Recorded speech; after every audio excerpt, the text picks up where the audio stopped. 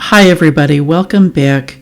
This is part 3 of this series where I share my thoughts about Oprah's recent episode about adult children who are estranged from a parent.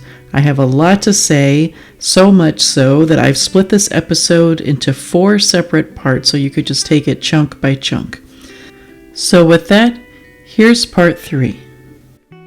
Then they have another adult child share her story, and she said she knew since she was a child that she would not speak to her parents when she grew up. And, this made me really self-reflect a lot because I definitely had many times, especially as a teenager, that I wished I could just never talk to my mother again. I didn't really understand that was an option for me, and she was my mother. I thought I had to have her in my life no matter what. Isn't that what we're told? Isn't this what we're talking about right now?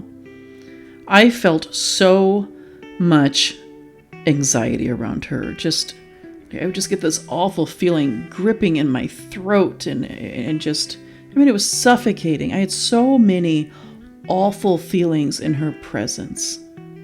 And I really thought that was something I had to tolerate. I'm glad that idea that I would have to tolerate that is slowly becoming recognized as how wrong it actually is. And I so respect this young lady who recognized it much earlier in life. Just get through this to adulthood and I'm just going to walk off. Good for her. And what she says about her story just really flies in the face of all these people who say that adult estranged children just left without even trying, because she did speak of the years that she tried to change herself into being the kind of person that would get her parents to treat her well. And if your mother is a covert narcissist and you were the scapegoat child in your family, I'm sure I don't need to elaborate on how much that resonates with us. People could not possibly understand the lengths we have gone to and our desperate attempts to get our mothers to just show us some basic care or love. The extreme lengths of just, morphing into whoever it was we thought our parents or our mothers wanted us to be so they would be our mothers. And we sacrificed our souls for these people, trying so hard to just be cared about in a small way. And yet he wants to say we didn't try. And anyway, this young woman, she asked a really good question to Dr. Gibson. And she said whenever she sees a child with parents that are loving and connected, her heart just aches so badly.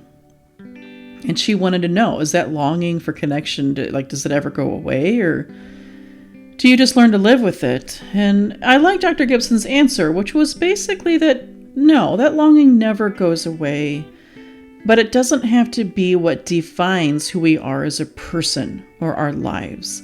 I think that's a really powerful message there. It is a part of who we are, but it's not all of who we are.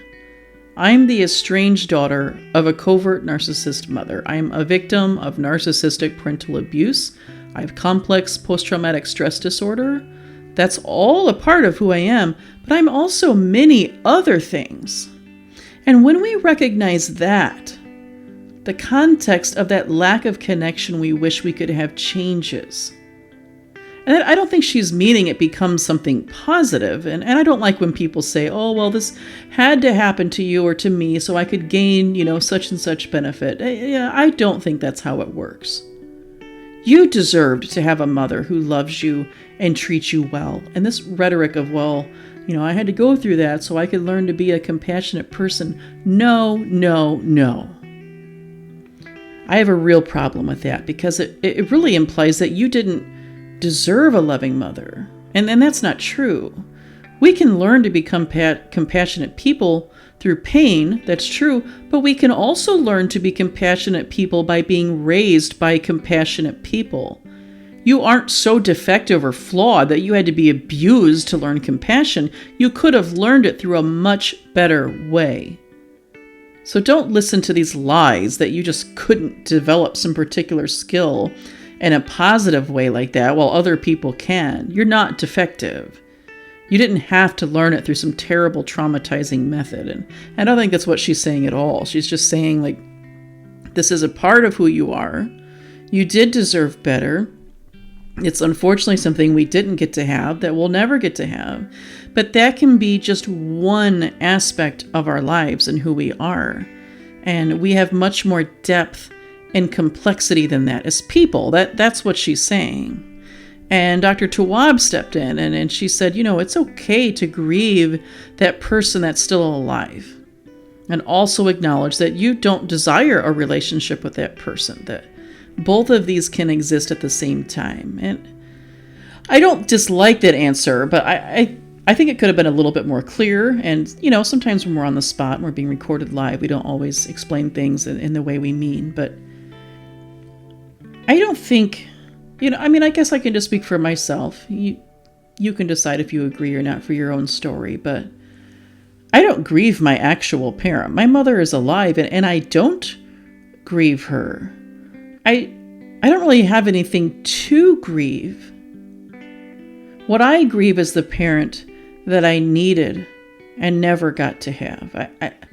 I can't miss my mother. There's just nothing to miss. There's not any happy memories. There's not memories where I feel good around her or anything great is happening. She was just so constantly doing hurtful things to me and just truly never, ever once made any acknowledgement of the horrible things she caused me to feel so often. It's just always been that way.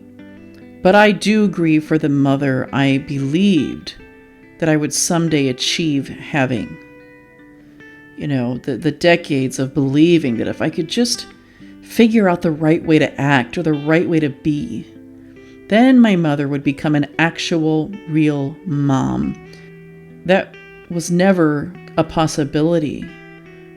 So I grieve not for someone who's alive. I grieve for someone who actually doesn't exist and never did.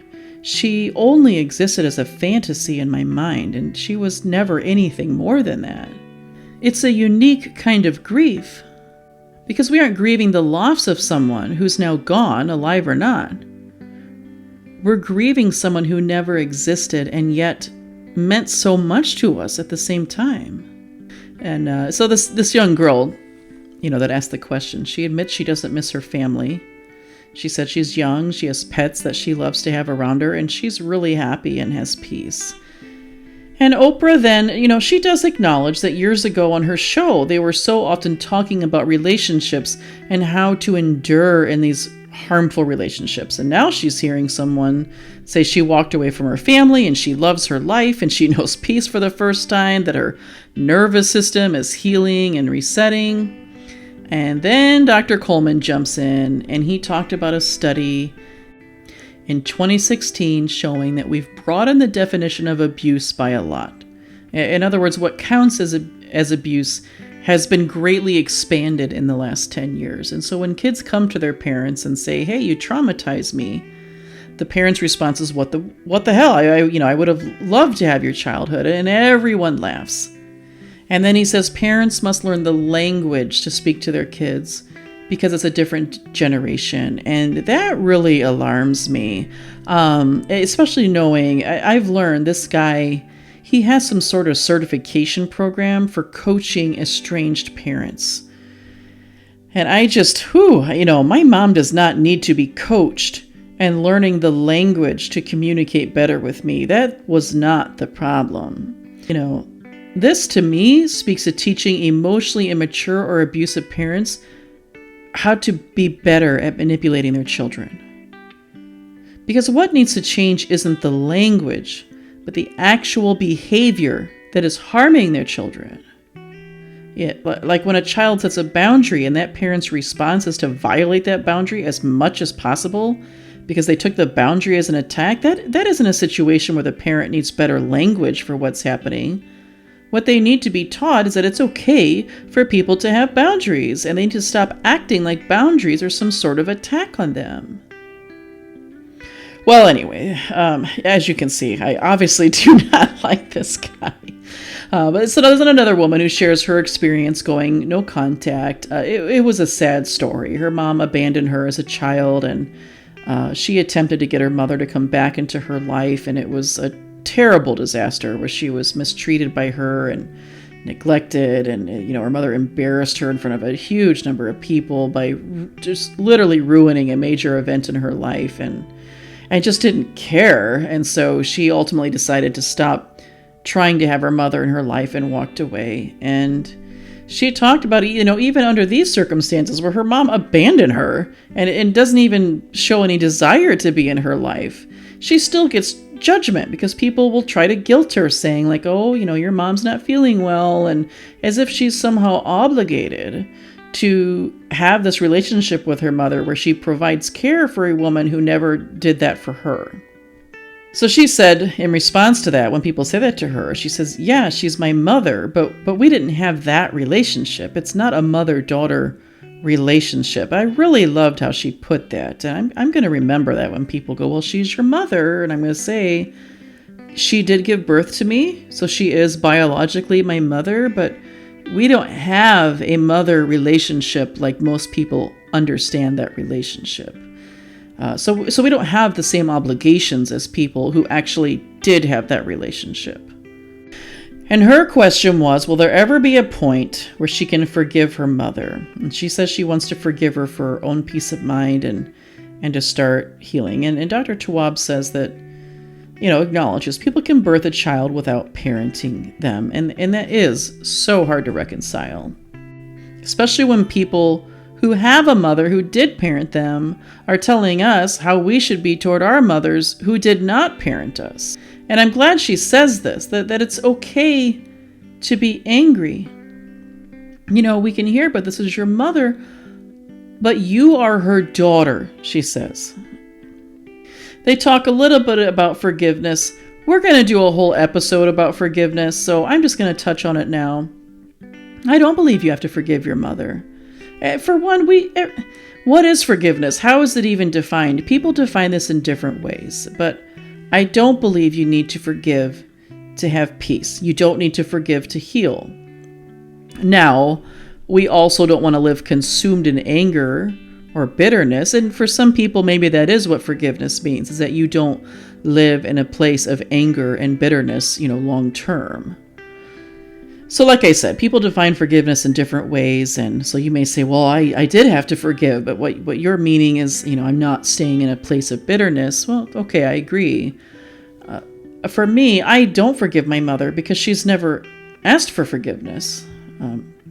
Outside of her, I'm sorry, I wasn't a perfect mother, and other apologies, that really only serve the purpose of making her look like a victim of me, because by saying an apology like that, she's basically saying the real problem is that I expected perfection from her.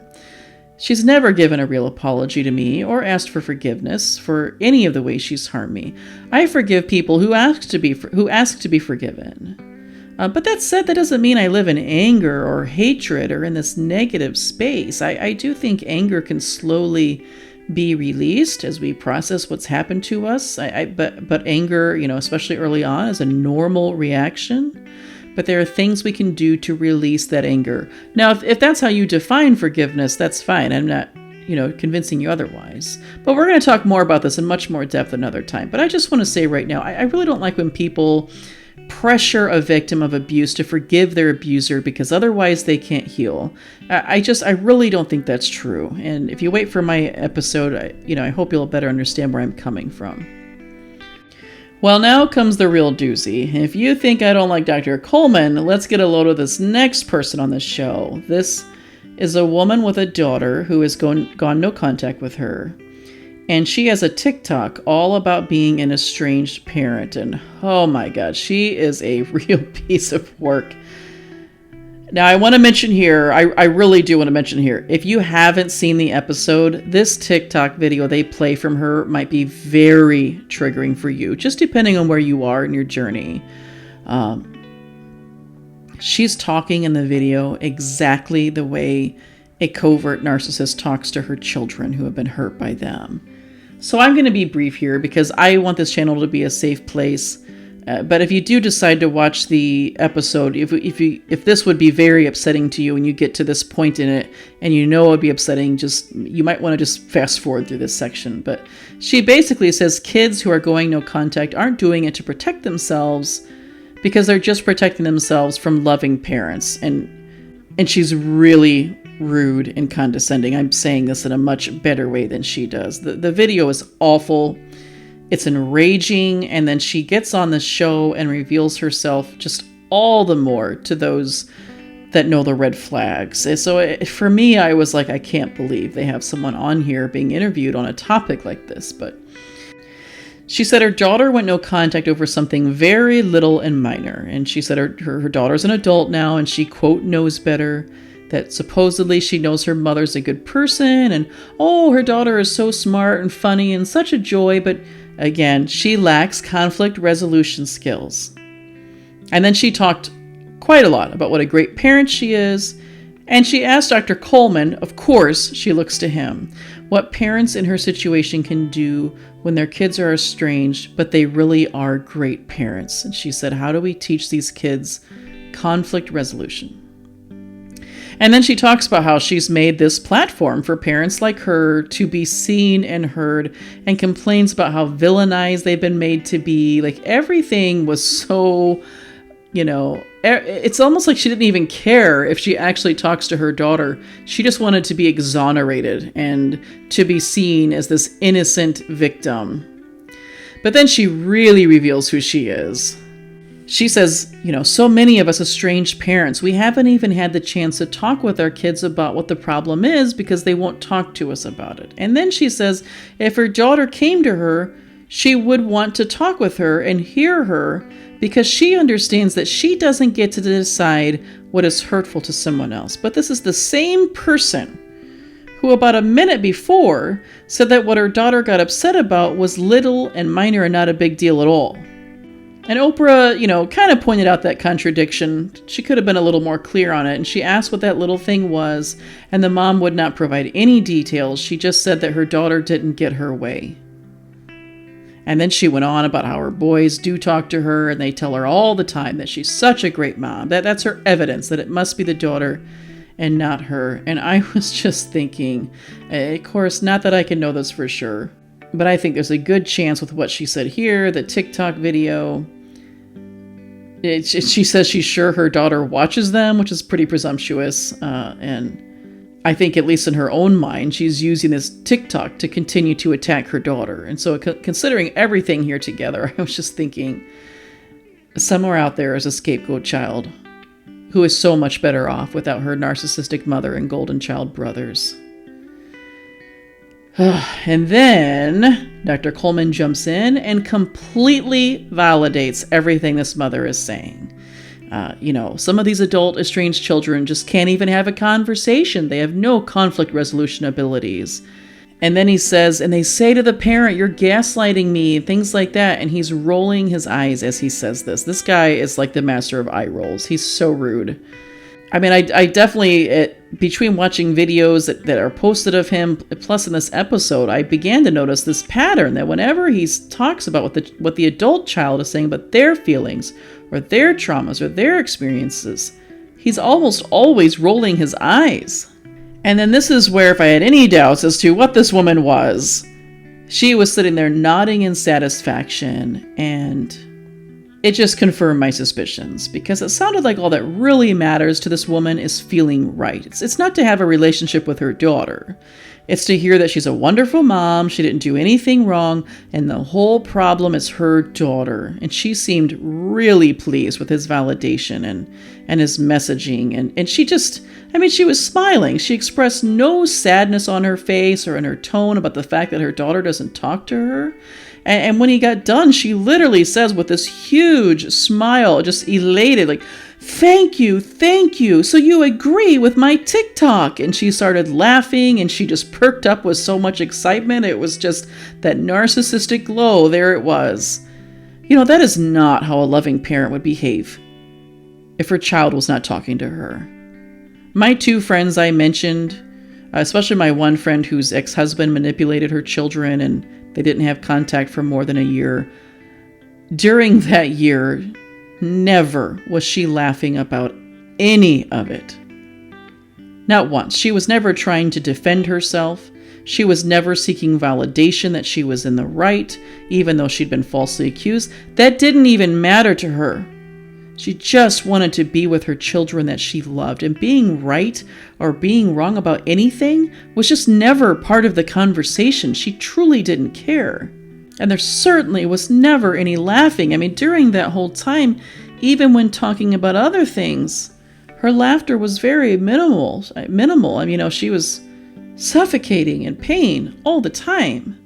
She just never sought validation that she's a great mom. And even when people would tell her she was, she wouldn't laugh, she wouldn't smile. It honestly didn't matter. She just wanted her children. And that is normal behavior when a parent's child has actually been manipulated to go no contact for illegitimate reasons. And again, these were children, much more vulnerable than, someone who's 25, 30, 40 years old. It was just really disturbing. This Dr. Coleman and this lady who's probably a narcissist, they were just having themselves a good, hearty laugh. And the other two therapists just sort of sat there. It was a moment in the video that really might be very upsetting for you. Although I felt better seeing the other two therapists just sitting there, like not engaging and participating in this. That helped. We've had our pain minimized and invalidated for so long. To have our voices silenced in this way and our pain and trauma literally laughed about as though we're too stupid to know our own lived experiences as grown adults, it's just upsetting, especially coming from somebody who is a therapist.